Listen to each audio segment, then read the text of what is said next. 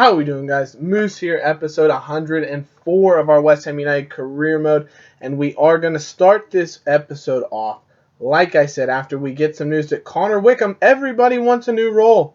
Fabian Delph's having an issue with his role. Connor Wickham has been playing basically every game for the most part until we brought in Sturge, but he's been playing almost every game here at the club. So it's really disappointing that we're having a lot of issues, especially late in the season. We're in that title challenge, people. We take a look at the table. We are 5 points clear. The Man City do have a game in hand, so we could be at best 2 points clear of them with 6 games left to play. You can see Arsenal and Manchester United and Chelsea in a big battle for the top 4, 3rd, and 4th, with Southampton really not close. Relegation was Stoke, Leicester, and Burnley look in definite trouble going down. Stoke maybe could climb out with teams like West Brom, Newcastle, and Norwich City.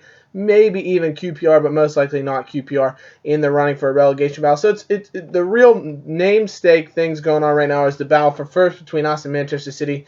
Maybe Chelsea if they can wring some wins together late on, but Arsenal and Manchester United really battling for that 4th place spot, which is huge. And obviously this was requested to take a look at the top scores, top assisters, everything like that. Jay Rodriguez, who's moved to Everton in this career, and Danny Welbeck, I think they have more goals in this season than they've had their entire Premier League careers. Not actually, but seriously, Abel Hernandez. Then we can see Wickham, Dybala, though, in that top 5 in terms of goal scores. Daniel Sturge also on 9. So we do have a few goal scorers in and around the top goal scorer charts. Dybala really challenging, honestly, for that golden boot. If he puts together a couple big runs late on in the season, he might actually get it. So some good challenges. The first real top goal scorer you see was Suarez in 7th for City with 11 goals. Assist-wise, another couple players up there. Fabian Delph's done very well from midfield. Dybala with 5 assists as well, joint with him. Cresswell, Wickham, and Oxlade-Chamberlain all with 4 assists, while Doumbia actually leads the league with 10.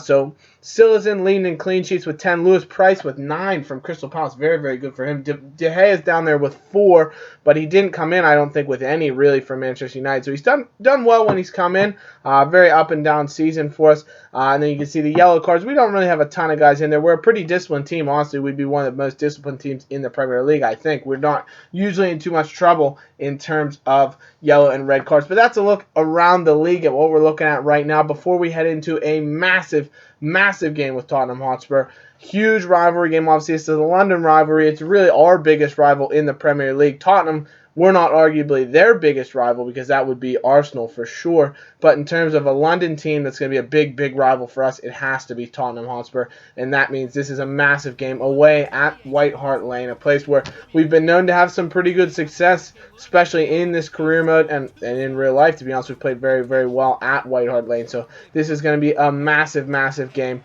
68 points for us, 5 clear of Manchester City. Tottenham Hotspur are really struggling. They're down in 11th. They're just kind of loitering around mid-table. And you can see why. They've lost a couple of big players.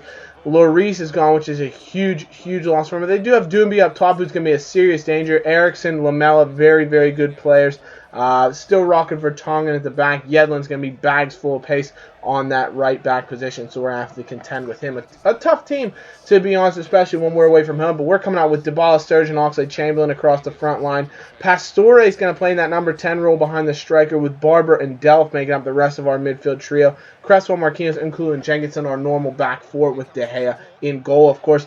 And Tottenham would actually end up with the first chance of the game here. Etienne Capoue coming forward, forcing a strong save out of David De Gea, and that would be an absolute refrain for this game. We're going to be hearing it a lot. But Daniel Sturge does well here in the 20th minute. Wins a free kick after the challenge from Davies. The referee comes in to award it. And that means Aaron Cresswell will be the man to step onto it in the 21st minute. He's actually going to decide to go at goal, but it hits off the top of the wall and is not able to make its way all the way there. But you can see we win a corner, and unfortunately for us, Daniel Sturge's head loops just over the bar and away from the goal. Another chance for Sturge in the 29th minute. He comes forward, plays it back to Paulo Dybala. He tries to strike it from about 14 yards away, but it's a wonderful block by, I think it was Paulinho in midfield to keep out our Argentine starlet from scoring.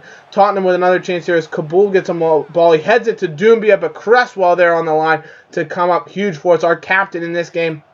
And in every game that he does start, Aaron Cresswell, he's really taken that mantle as a huge key player for us and done very, very well. Well, Oxlade-Chamberlain, he's bundled up the ball. Referee, that's a penalty. It has to be a penalty. No, he's pulled the play back. He's given a free kick outside the area. It should have been a penalty in my opinion. Can we take advantage of the free kick? No. It's cleared away by Jan Vertonghen as we look for Daniel Sturridge in the box. Jenkinson still on the ball in the 39th minute. Turns inside, looking to flick it on, but it's cleared, and he does win another free kick. Davies again with a foul. He's actually going to pick up a yellow card for that challenge, and it means Cresswell one more chance to whip it, and this time from the other side of the box. Finds Dybala! He's won a free header, but he can't put it on target, not even going to test the goalkeeper Michel Vorm, and we are scoreless at 0-0. And another chance here for Christian Eriksen breaking through. De Gea comes out to take away as much angle as he can, force Eriksen to shoot, and thankfully it does go inches wide of the post. And this was a game, you have to say, you're going to see highlights, back and forth action. This was honestly, if I have to say it myself, the greatest game of FIFA I think I've ever played. It played unbelievable. There was midfield battles, so much of a stalemate. That was the real big thing, is you don't see a lot in FIFA. It's a lot of, regular normal FIFA's counterattacks and quick breaks and what have you, but this was just midfield battle after midfield battle, working the ball around, so many big tackles put in defensively. It was phenomenal,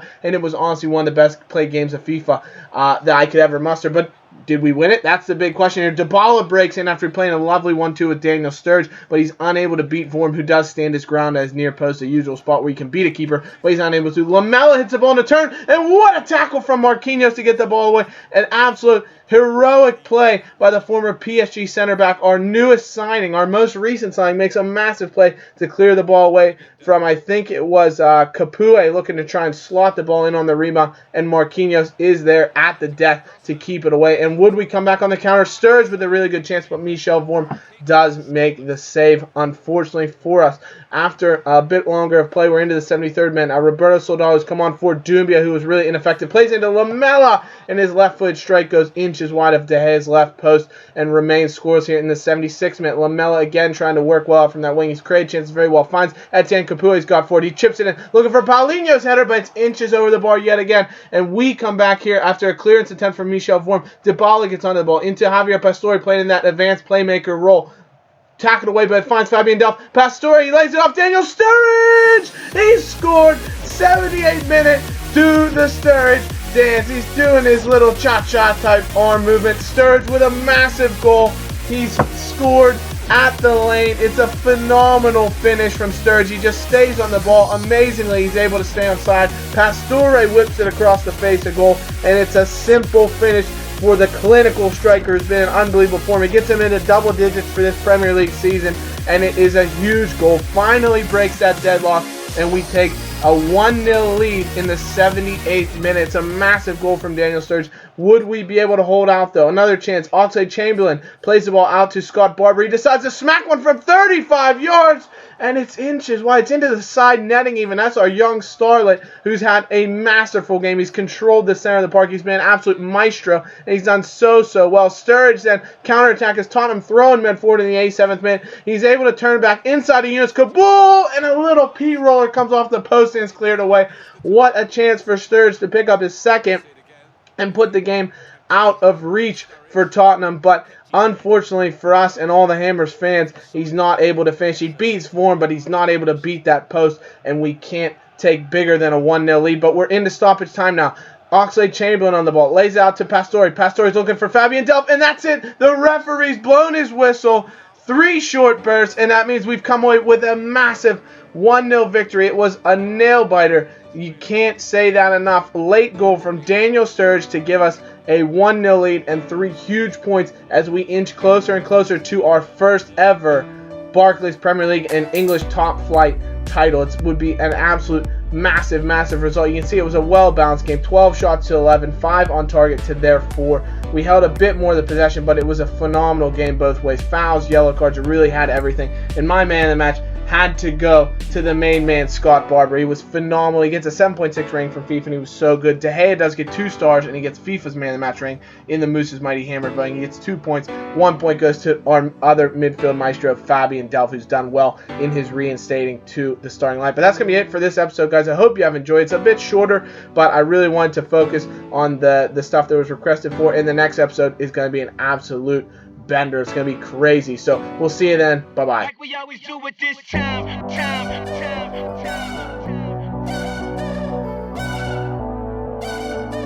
I got to shine.